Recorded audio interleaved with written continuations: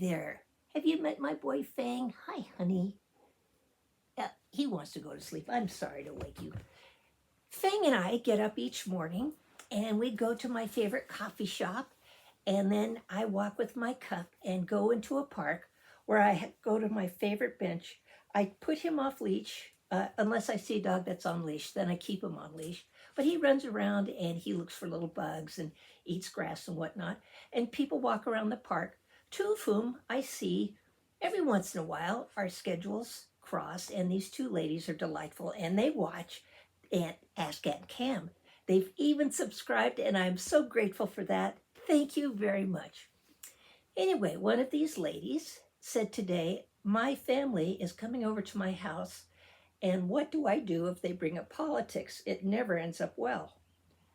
That's a really good question, and I'm not sure I have the answer, but I do know that humor has something to do with it. For reference, when you get together with people, regardless of how close you are, it's best to know that discussing politics, religion, personal finances, or health are to be avoided. Um, it You'll find out if you bring them up. It's just not a comfortable thing for most of the group. And if politics are brought up, the best thing you could do is to suggest, does anyone have Valium before we continue? Because there's some here who are faint of heart. That might break the ice. And then follow up, have at least 3 ideas. For example, you can say, besides being invited to my home, what's been your highlight of the week? And so people will start with that.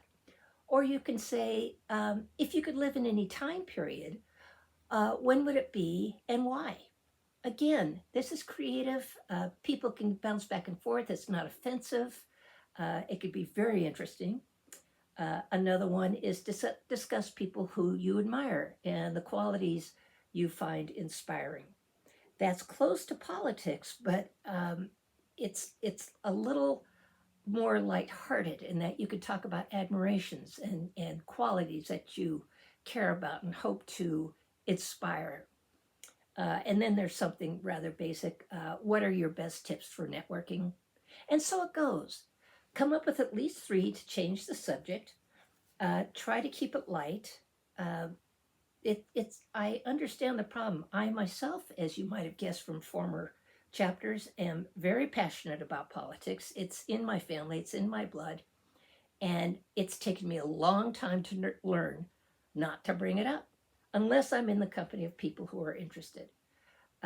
It really causes anxiety, a lot of stress, a lot of misunderstandings that I was absolutely oblivious to, and I'm just now getting it. Nothing like rushing into things.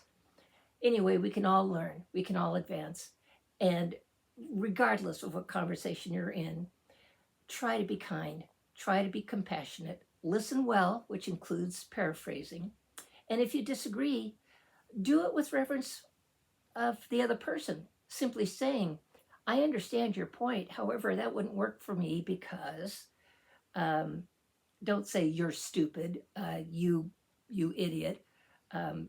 That person is not stupid or idiot. What you do is you say, I don't find that workable. Report your feelings, don't report who you think they are. And that's how it works. That's called manners. It's called compassion. It's called being well bred. All things can be discussed with a modicum of disagreement as long as people are kind. So with that, Fang and I, Fang is already asleep, so that's a wild animal, but we had a nice long walk today. Bid you farewell, and shout out to my cousin Cindy again. I love these. I tried to drink from this, and I poked my nose with that, so that's not good, but ooh, this is. Thank you again for joining me. You're the best. Aunt Cam, signing off.